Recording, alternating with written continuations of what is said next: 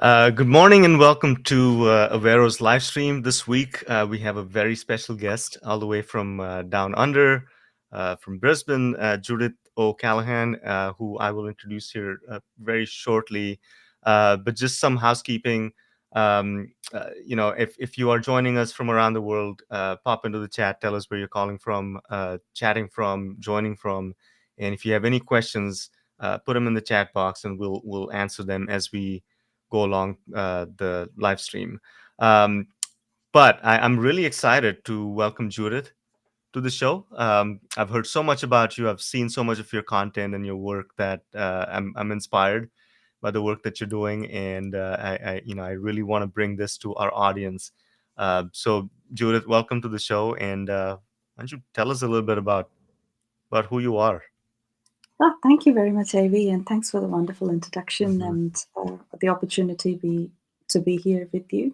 So, I am Judith O'Callaghan. I'm one of the program directors here, and I'm a ERP thought leader. ERP has been my passion for over 2 decades. Wow, Uh, so, it is wonderful to be in that space and share and learn. excellent. And so tell us about where you got started in this business because no one grows up wanting to be an ERP consultant. I don't think so, right? I didn't, and I know we grew up somewhat Yeah, similarly in the world. So tell me where this happened. exactly right. So this is interesting. So as we were chatting, I grew up Hmm. in South India, so closer to where you are. So Yeah, the tradition of that time was you either went the medical stream or the engineering yeah, stream. So I took the engineering stream. So and after that, I did the MBA because at engineering I felt like there is not a lot of creativity, my style of creativity. So I was looking for myself, and the family has strong business roots. So I was somehow drawn to the business side of things. So hmm, I I wanted an MBA, so I did my MBA, and it was great.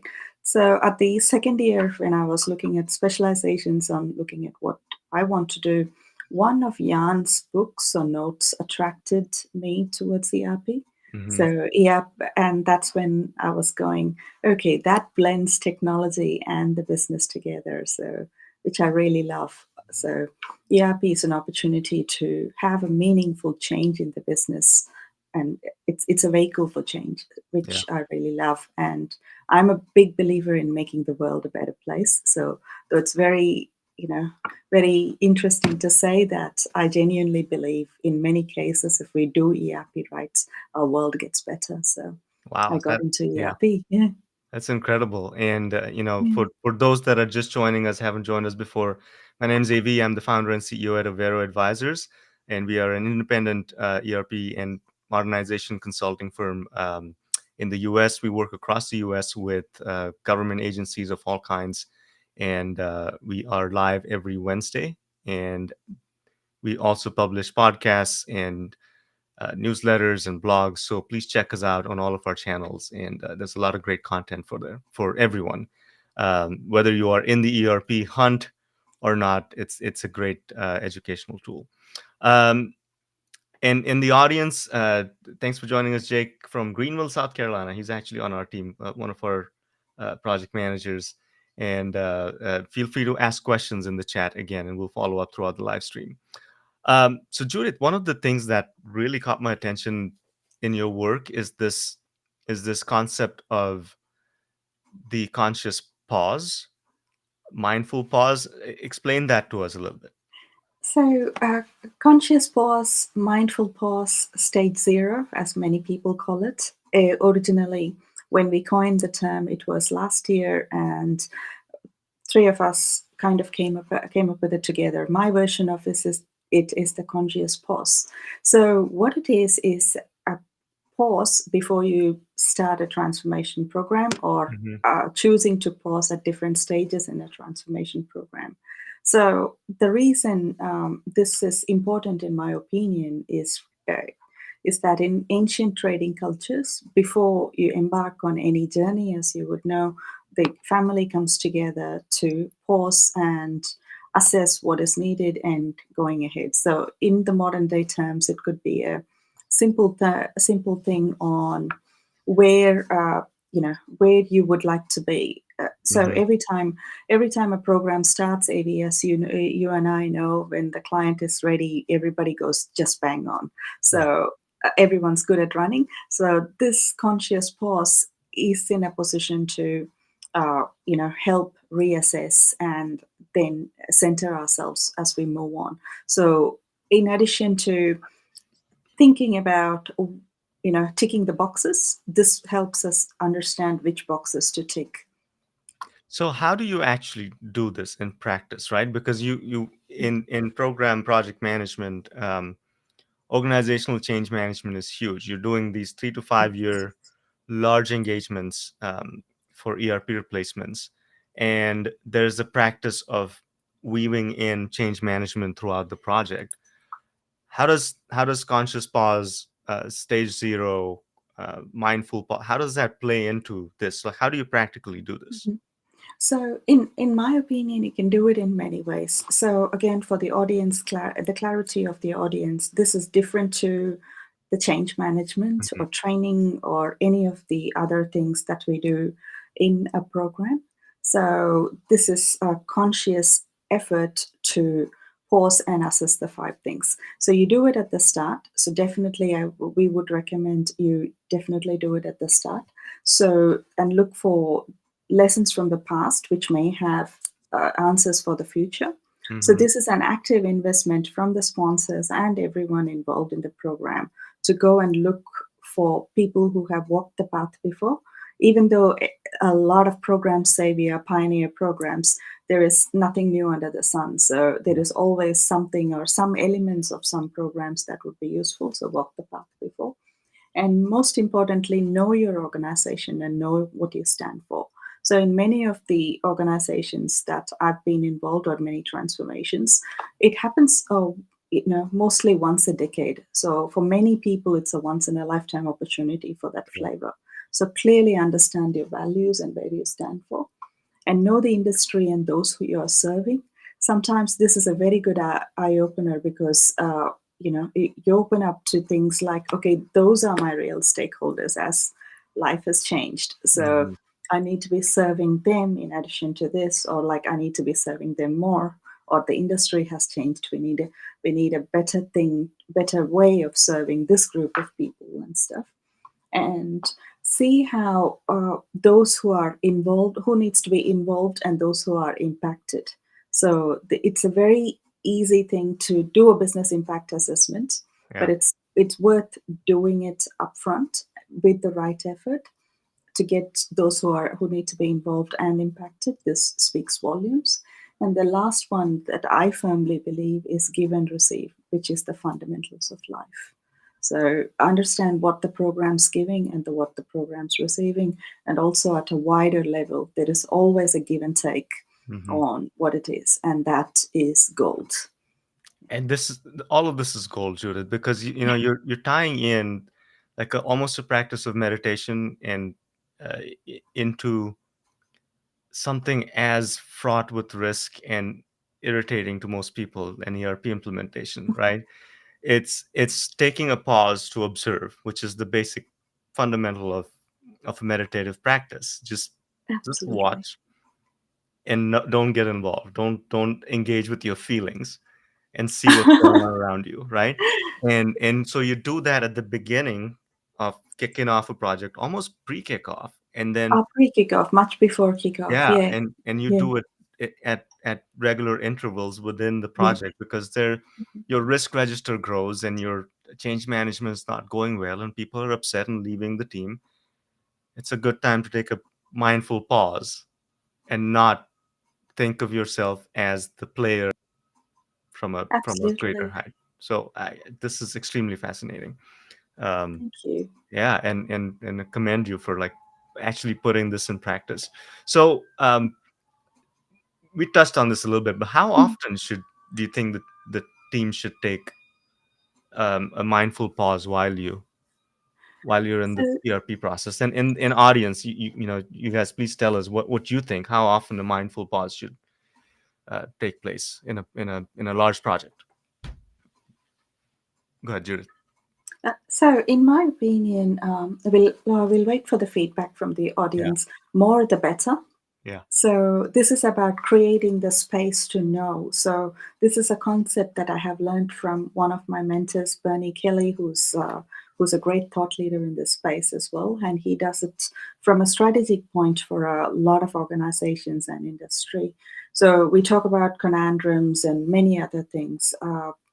As we explore that, but the important thing is conscious pause doesn't necessarily happen. So this is about creating the space to have the conscious pause. So Right. it can, so more the better.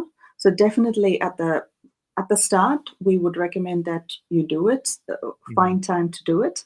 Though there are deadlines and all the other things that are wondering, you take whatever time that is needed to do it. And then again, at least every 3 months. So that's again very rough guide, and some programs would definitely need more.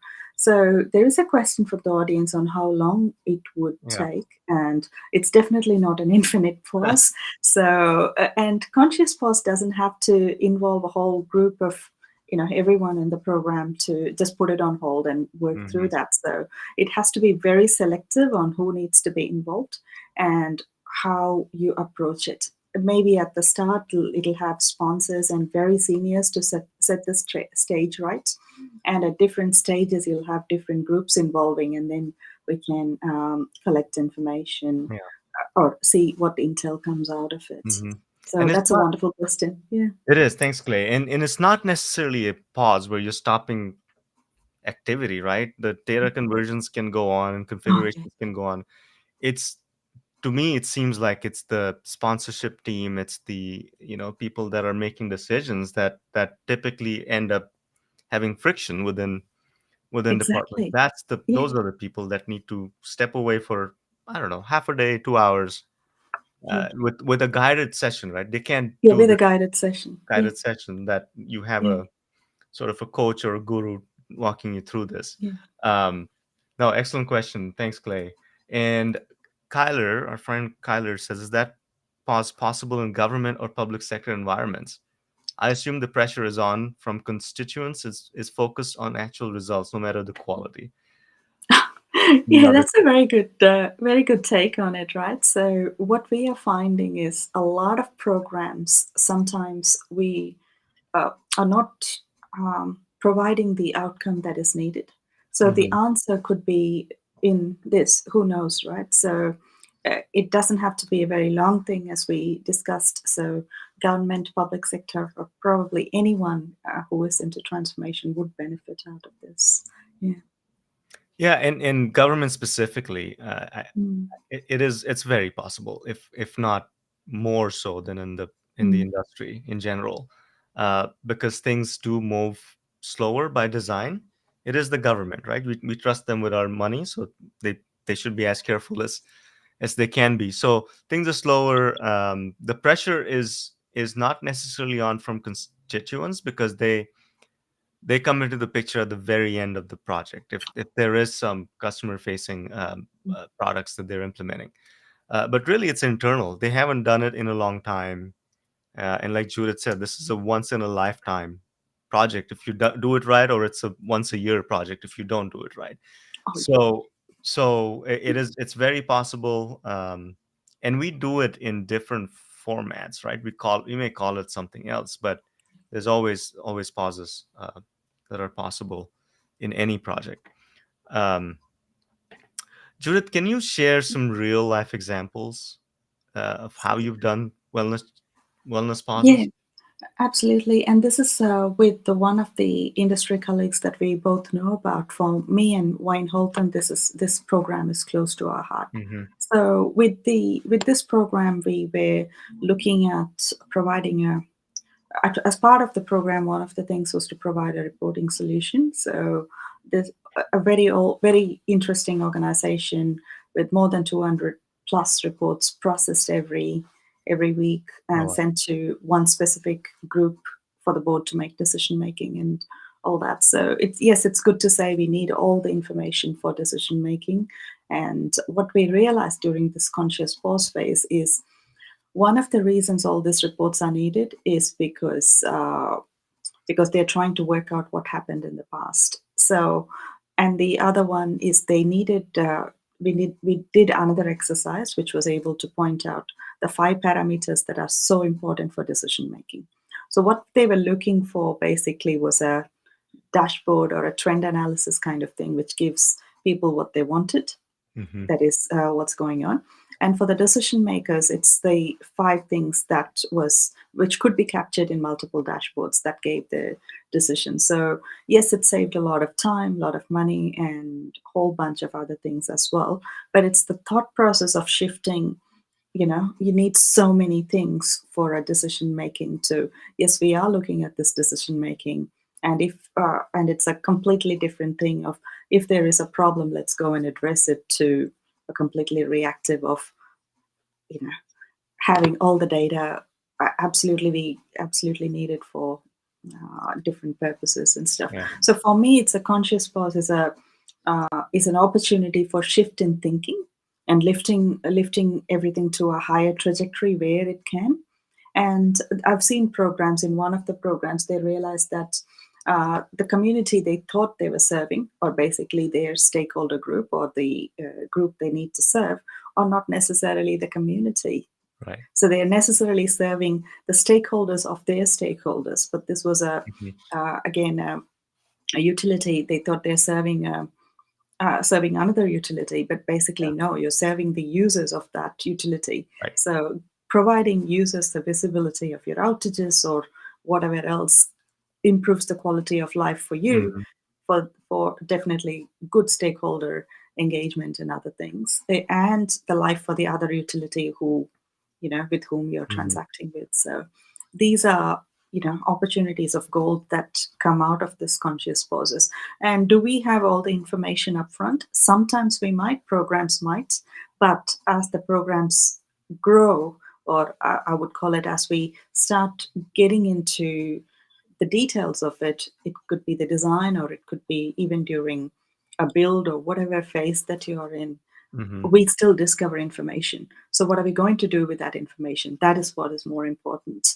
And in my opinion, the question from Jake is, what kind of language should a project program manager use to do it? So this is a very good opportunity, right? So reporting is a very powerful tool, as we all know, Yeah. as those who have done programs, and program managers or project managers can call for this at any point in time. So there is what do you call, no substitute to the intuition of a project or program manager. If they know something, they know something. So it's not what the report says. When the program manager says there is an opportunity there, or a project manager says we need to tap into this more, just believe in it. There is gold in there. So, or there is more than gold in there. So tap into A- that. and Yeah. that's such a good point, Judith, because Yeah. you can, who makes a good project program manager, right? Is it Yeah. someone that can maintain a checklist and do as told, or you know if you're sitting around waiting for someone else to tell you what the important things are, there's so many unknowns, and they all Yeah. come back to us dealing with people as consultants, project managers, program managers. Again, 90% of this is not a technical project. 90% of this is a people project. So intuition plays such a big role in identifying those spaces where you need a conscious pause, identifying that language that comes from within. Like, you have to learn how to trust your instinct and gut a lot as a good program manager, and then you can, the language provides itself, but it also comes with some experience and setbacks and failures. Absolutely. A great question, Jake. Thank you. We have a comment from Lexi. The more the better. If you want the project to be done right in the first place, to take extra time than rush through it and result in a failed implementation. Amen. Yes, that is absolutely correct. Um, Judith, my next, like, pondering is, how do so first of all, who does this, right? Is it program managers? Is it the software vendor? Is it everybody? And how do you coordinate this? Because if the client is doing this right, they have Mm. the vendor, they have a program manager, project management team, sort of bringing it all together. So whose responsibility is this, one? And two, because the vendor is incentivized to set the thing up and leave, how do you get them to take a conscious pause and get involved in this? Because their incentives are not aligned with, more often than not, Exactly. with the clients. Yeah, you touched on a very good thing, right? So, a lot of people in the industry talk about it. So, Kyler, Scott, Yeah. um, ev- Wayne, everyone talks about this. So, for an organization, no matter who is involved or who you have outsourced it to, the risk is the organization's. Hmm. So it's more like a person getting into a surgery or preparing for a surgery. So who needs to prepare? Yes, definitely the person. In this case, the organization. So the first stage of conscious pause, in my opinion, I would say get the people in the organization involved. This is even before the vendor is in play or any there is even a business case in some cases. So Hmm. whenever as early as possible, have this period and understand what it is that you're going to do, and this will give you the size and scale of everything. So things like knowing the organization and what you stand for, things like that help you pick the right vendor or the partner who is Hmm. totally aligned to your values. And if someone's not into this conscious pause or any of the other things that you may want to do as a program, maybe that partner is not aligned to your values. So that's just one of the takes on it. And also knowing the needs of who is involved and who would be impacted. Yeah. This would help understand what type of change management that is needed. So, and one of the programs that I had worked in, we introduced a very different type of change management. That is because we were able to get the data or get the information through the conscious pause and understand what type of change management that would be needed. So, again, the information that comes out of it and the intuition and the ability to connect with other stakeholders in the program Hmm. is gold. So that is the real opportunity that we are looking for. And again, during the life cycle of the program, have as many as needed, and again, have it targeted with the focus group or with multiple people needed. And in any program, this is a common mistake that happens across the world, but the best thing, a good program is normally owned and run by the organization. You call the shots, not the vendor, not Absolutely. anyone else involved. It's your baby. Yeah. So babysitters may Take have care an of it. opinion, but it's your baby. Yeah. Right. Uh, Mm. so Kyler's asking questions. Great. Yes. Uh, Sounds great. What about the current climate in the industry of vendors pressuring cloud migration? Example at the S4 HANA issue, right? 2027. Yeah. So And is it 2020? Yeah. yeah, for those who don't know what the issue is, as it clients are being, I don't want to say use the word forced, but their current versions of software are being sunset, and we're about to release a series of videos on what that means and how to deal with that. But how do you do conscious pauses, and how do you think about the current climate in the industry with pressure to move to the cloud, which as we know now, 10 years ago cloud was the answer to everything, software as a service. We've now found that there are significant downsides for organizations that it doesn't work for. So how do you see this, and how do you help our clients deal with this? So this is a good opportunity, right? In Yeah. my opinion. So be it 2027 or 2030, who cares? So this is a disruption, and every Yeah. disruption comes with its own set of opportunities. So for me, I believe this is an opportunity for many organizations to undertake the conscious pause and have those five things answered for, and Mhm. still understand what's the pathway forward. If the pathway forward for them, for that organization, and in this case, it's not influenced by any other sources or including the vendors, is if the pathway for that organization is to go on that specific cloud journey, absolutely, that's great. But if the organization comes up with alternate paths, they need, it equips them to understand why they came up with that alternate path and then work out the way forward. So any disruption, it's an opportunity for more innovation. So Yeah. this is the gift that comes out of it. It, not every organization is the same, right? Yeah. Oh, Regardless of definitely. industry, even in government, no two clients are, they're similar, but they're not the same. What, in your experience, are some signs early on Mhm. that point you to the fact that this organization might need some more mindful pausing, Mindfulness. a Yeah. little more attention on that front? Mhm. That's a very good question, right? So all of us need it at some stage, at different points, at different stages. And some organizations, and most of us can feel it. Again, most program directors who are listening to this would say, you walk into a situation and you would straight away know what's going to happen. So it's kind Yeah. of one of the radars in our brain that just goes on. So again, it comes with experience, battle scars, and so many things. So every organization, in my opinion, is existing for a reason. Mm-hmm. Definitely, they are looking at their best to serve their stakeholders and in the most elegant possible way, be it be it be it the immediate stakeholders or those they're serving in the organization. Everybody wants to do the right thing. So in some places, when we step into the environment, there would be, in everywhere there is an opportunity for more alignment. In some places, as you can see, there is opportunity for a lot more alignment, and this is a good opportunity to go, okay, how about we undertake this exercise? And this is a this is a conscious thing as well. So there could be every science, and we may choose to ignore it. But again, the writing is always on the wall if Mm-hmm. we want to read it. And when you see, you see. So Yeah. that is the that is one of And, the ideas. Yeah.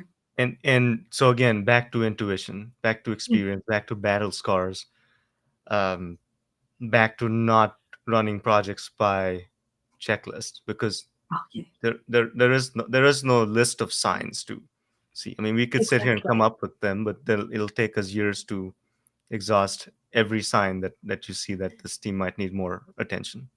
Yeah, absolutely. And same with, I normally compare it with health or anything, right? So if Hmm. something needs attention, even Yeah. before anything happens. So watch out for those signs. And same with the programs or projects. So I was talking to a program rescue expert yesterday, and I'm looking forward to having that in the Butterfly Effect podcast. So he has done many, many rescues, and one of the things that he was telling us in that was, do not underestimate the power of intuition. So when you feel something needs to be done, pause and make sure it is done. And that is our jobs as program directors or program managers or Hmm. project managers. So it is like we have every right to do that, though it may not be the most elegant thing or the most political thing to do. Yeah. In the view of the greater good, trust Hmm. your intuition, follow your path. Which is great life advice, right? This isn't just ERP Yeah. advice. Um, and so practically though, right? You're in the middle of an ERP implementation. This is month 8 of 36, and people have their frayed ends and their, Latest. yeah, feathers ruffled. And how does this work practically? Like, do you gather people in a conference room and go through like a breathing exercise and uh, So I was discussing the best way to approach this with some of my industry colleagues who I mhm, closely collaborate and work with. So one of the things that we see this one working is we either do it as an online session or an in person. So in person, both of them have its own flavor. So end of the day, it's the team that really matters. yeah. So it doesn't matter whether we do a whether we do it online or with the or in person. So what is their kind of thing, and we work with that. So I would recommend this to be facilitated by multiple people throughout, because it has a lot of soft aspects to it as well as some different aspects to it. So it is one of the best things that we would recommend. Yeah. And again, start with everything that we know that opens up our mind, not necessarily one part of the mind, which is the data channel, to open up the other part of the mind, which is the positive quotient channel, or PQ channel, as positive psychologists call it. Try and do what it is to open that up and let the mirror neurons do its magic. So they Hmm. are very powerful and they are available with us. Humans have communicated without words for centuries. And why are we not tapping into an inherent ability in us and not communicating? And this is, again, many people do it many different ways and use the technique that is right for the group. And again, make sure there are right people in the group so there is right conversations. And we all know the group dynamics, and there is a lot of science to it. So make sure the right people are involved in the first place. So, Absolutely. And Paul, Kyler as a suggests your podcast, The Butterfly oh, Effect. thank you. So if Yeah. you haven't checked it out, please do. Some great stuff by Judith.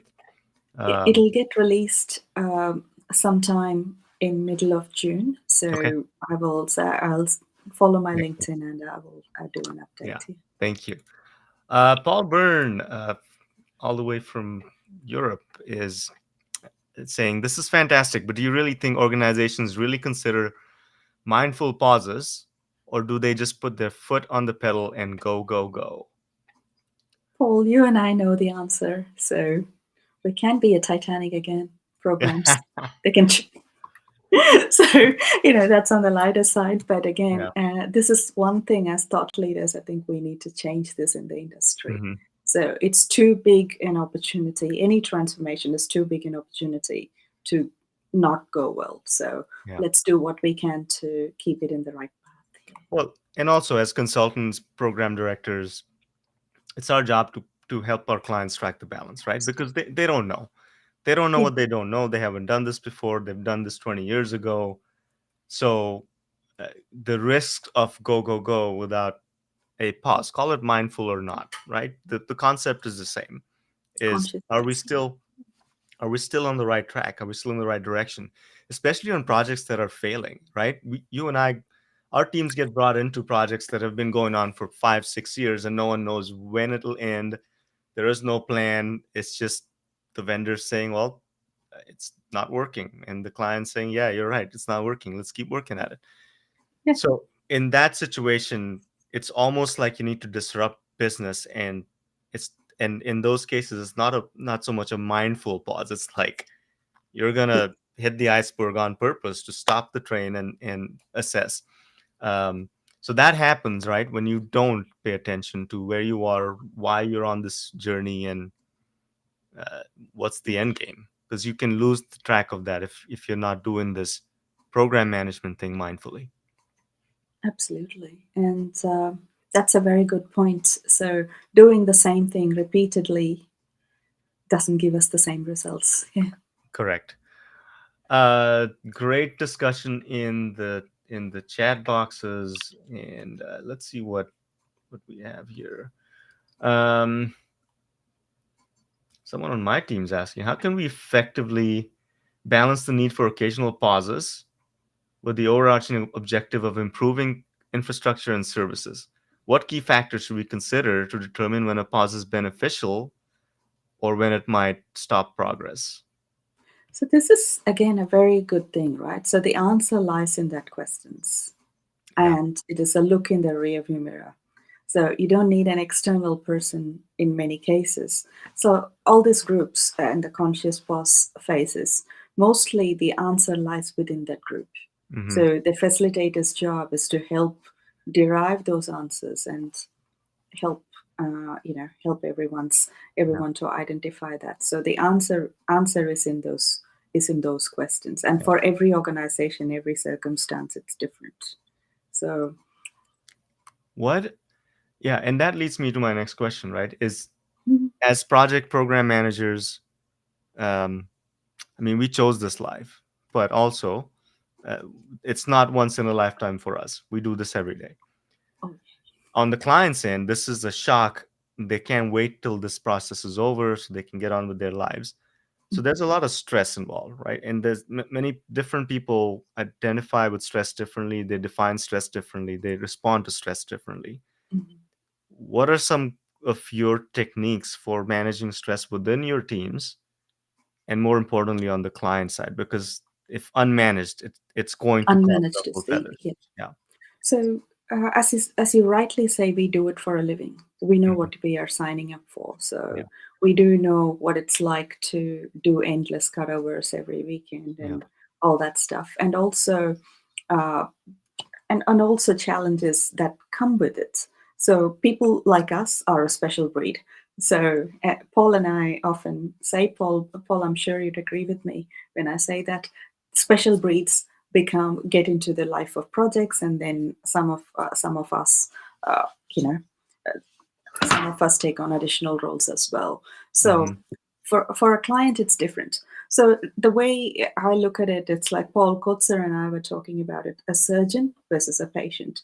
So a surgeon does it for a living, sees many patients, and goes through that. One, they've made the technique really well, so they're experienced. You trust them with your life. And the second one is for a patient, it's a once a lifetime thing, and hopefully most surgeries are. But there is also a process that the patient needs to go through, so which is preparing for the surgery and whatever is the recovery period, and depends on the surgery, depending on the person, and depending on so many parameters. Recovery is hard, surgery Yeah. is hard, recovery is hard, transformations are hard. So nothing more than there is nothing, no substitute to not setting up the expectations. So when a Hmm. client is signing up for it, it is not an easy thing. No matter what any vendor says, transformation is not easy. It is like rebirth. It comes with its pain, it comes with its growth, it comes with its challenges. Yes, at the end, you may have something very beautiful, but you have to work for it. Yeah. Everyone involved would work for it, especially you as the organization who is choosing to put the hand in heart and say, yes, I'm ready for transformation. So, and then other people can help you. And again, there is also concepts on one of the client conversation I had some time back. This week was they're implementing a system which is taking longer and everyone's frustrated, and the sponsor goes, what can I do to take the pain away? It was a very genuine question on, can we add resources and make this shorter? I Hmm. could see the pain in that person's eyes, but the thing is, it is a growth pain. So can you have a baby in about a month, and do you actually want that? Yeah. You know what I mean? So Yeah. it's a kind of a very tricky thing. Hmm. Pain, transformation comes with its own pain. Set up the expectations right, and also ensure everyone is there with them, with the organization on its journey. For the organization, surround yourself with the right advisors who have got your interest in mind. So as you go through this pain, they are guiding you through the process. So let's say if someone's embarking on a surgery, they normally have a recovery team with them, which would have a team of physiotherapists and multiple health professionals Hmm. who would help that person. And transformation is no different. Have that team with you, people who have got your interest, who have got your back, and help them on that journey. So, a case study where we have seen this happen really well in the recent years, there are two.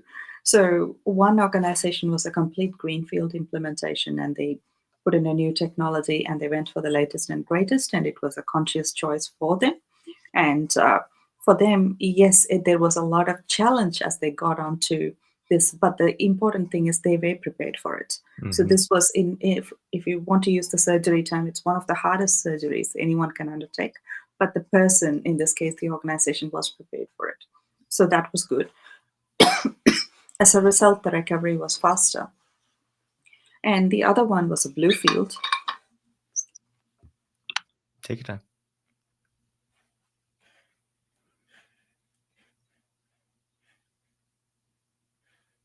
I think we lost Judith, but temporarily, hopefully. I'll give you an example. Um, as we're waiting. Oh, she's back. You okay?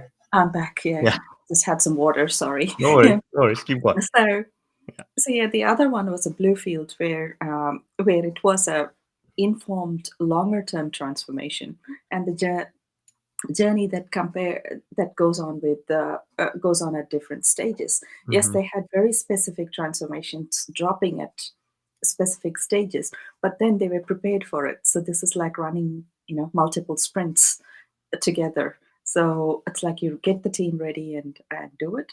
So these are the ways they delivered it. In the end, the green field, yes, they got the benefit at the end, but the blue field one had incremental benefit that they were able to demonstrate and then push the savings back into the program. So So I wanna ask the audience a question because we've got some real good discussion going, especially the project managers, program managers in here in the audience right now. What has been the most what's been the an example of where leadership at your client organizations have had to step in to provide this mindful pause, because as consultants, as PMs, we drive the project plan, we work the plan, we want to make sure the vendors are in check, and leadership at the client side plays a really good important. So yeah, just pop in there with your answers on some examples of when that has happened, when the leadership has taken it upon themselves to create a pause at great risks to their organization, right? Whether it be political or financial. So would love to see some comments on that. Um, and meanwhile, Judith, what again? Let's talk about leadership again. We talk about this a lot internally, right? Leadership is different from management, and it takes both things to um, make a project successful. Project like this very successful. So, what role? We've talked about management a little bit. mm. How does leadership differ according to you, and how do you think that plays an important role uh, as you're implementing a large ERP system, especially in context of mindfulness? So I'll share what one of my mentors have shared. Management is taught while leadership is learned. So this has stayed with me for a long time. Yeah. So leadership in us, like as we know, we all become leaders in different things at different times, and it comes with its own set of learnings. So this is about embracing the learnings and working on it. And leadership, in my opinion, comes up with its own set of vulnerabilities as well. The person is embracing the vulnerability, working with the vulnerability, and is willing to make a stand to be a leader. A leader normally has the interest of the team and the organization or the bigger picture in mind while decision making. Yes, there is personal flavors and everything else goes with it, and the styles are different and everything. Overall, a leader is someone who has the bigger picture in mind while making decisions. And sometimes decisions are made with very little time. So Or information. ability to roll with it. Right. Exactly. Yeah. So good leaders are definitely made. It's these, and we make them. And if we want to make better world, we need to invest in creating better leaders. Absolutely. So what advice in the audience, I'd love to hear your answers on this too. What advice would you give someone or a team that's just starting an ERP implementation journey? That they haven't done it before, this team is new, they've had this 30-year-old ERP, and they're Yeah. saying we need change. What do you recommend they do? In my opinion, first thing to do is to be very open with themselves. Like if you haven't done it before, what's the first thing you do in life? Get advice. Surround yourselves with advisors, multiple advisors who have your interest in mind, and Hmm. they can help you navigate what you need to do. There are many things that transformation may look like it starts one day, but it's not. In realistic terms, we all know those who have worked in transformations, it takes ages before the day of kickoff or day of whatever. So there is a Hmm. lot of preparatory activities, be it in mind or in spirit or physical preparation like data cleansing, there is a lot of activities that needs to happen. And there's a I think there's a growing movement or thought in the vendor community that us consultants spend too much time on those things, the preparation. And now we're talking about mindful pauses.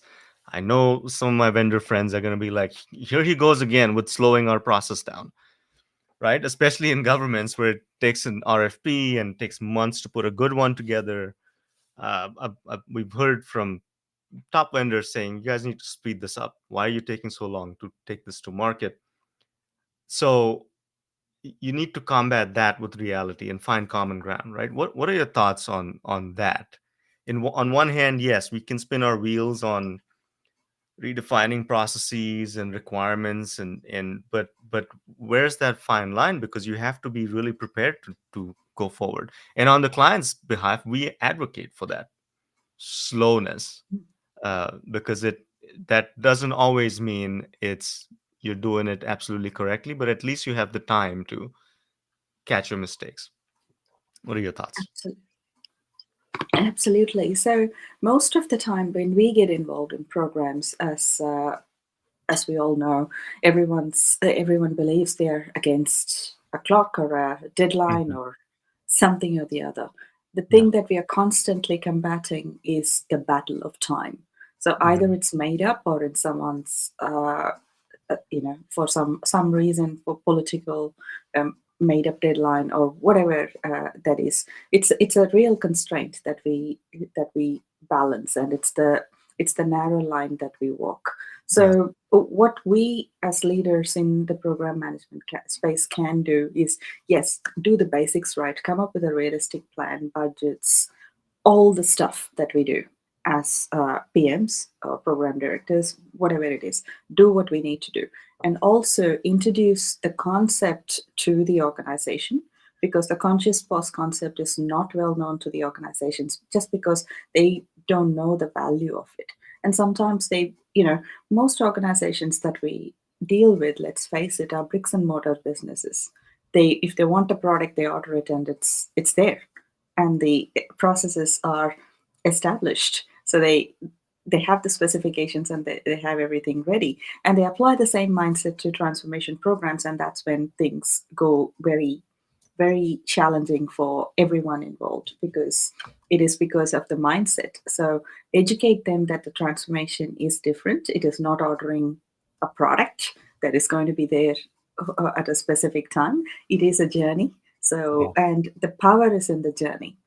If the journey is not enjoyable, there is more indicators that the end result hasn't achieved what the transformation should have achieved. So make sure the journey is enjoyable. Yes, the procurement, there is a deadline and there is multiple constraints that we need to work with, but make Mhm. sure we are working with the right constraints. And sometimes conscious pause gives you the ability to navigate or negotiate the constraints in a completely different way. And So it's another, totally up to you. yeah, and it's such a great point you just made there, navigate or negotiate, right? And as a client, as the organization buying the thing, you're never at the mercy of the consultant or the vendor, because we see a lot, right? The vendor will come in and say, you are going to go live on in 6 months. Okay, tell me how. And then they don't have a project plan or anything to back that up. So navigate or negotiate is a great concept to keep in mind, because you are in charge of your own baby, not someone else. um, Judith, where can people find you and your work? I know you said Butterfly Effect, the podcast is coming out mid-June. I'm excited for you. That is such a great step for you to take. But where do people find your work? Where do they find you? How do they connect? And give us some tips on how the audience can network with each other more effectively. Absolutely. And I'm open in LinkedIn. So, yeah, send me a connection request and we can have a chat. And I'm also working on establishing a forum so where thought leaders like us can constantly exchange ideas. So, there is a very big gap in the industry where all of us can fill in the gap and uh, and make a true difference to our clients and each other's in our lives. So, yeah, to answer your question, LinkedIn, yeah, that's the best way to get me.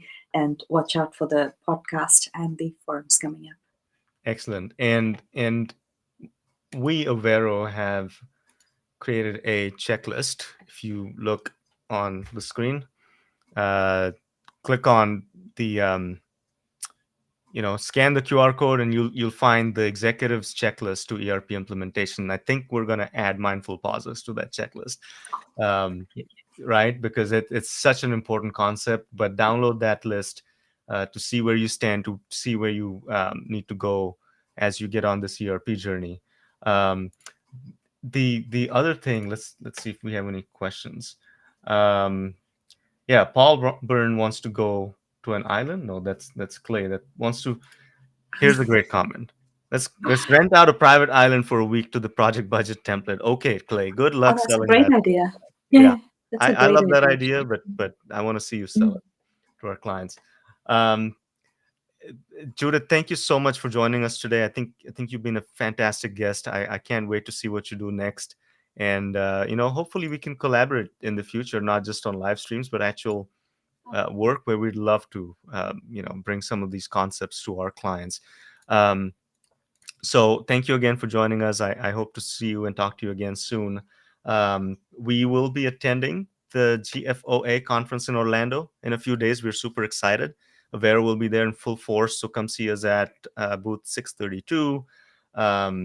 We have some great giveaways. We have some great events that we are hosting, and more importantly, we're there to talk through your ERP implementations. If it's going well, not going well, if it's something you're thinking of doing imminently, we're absolutely there to give you all of our free advice. So come see us there. Also, we are live on Wednesday mornings, Eastern time in the US, and all of our content is available on our website, which we have popped up into the chat box here and in our YouTube channel. So let's stay engaged. Let's stay excited about this very important work we're doing, and look forward to seeing you next time. Judith, thank you again. Any parting comments, words of wisdom, more words of wisdom? Thank you very much again for having me. Let's follow our heart, have a conscious pause, and deliver great outcome for our clients. That's great. Fantastic. Great. Thank you so much, Judith. Thank you.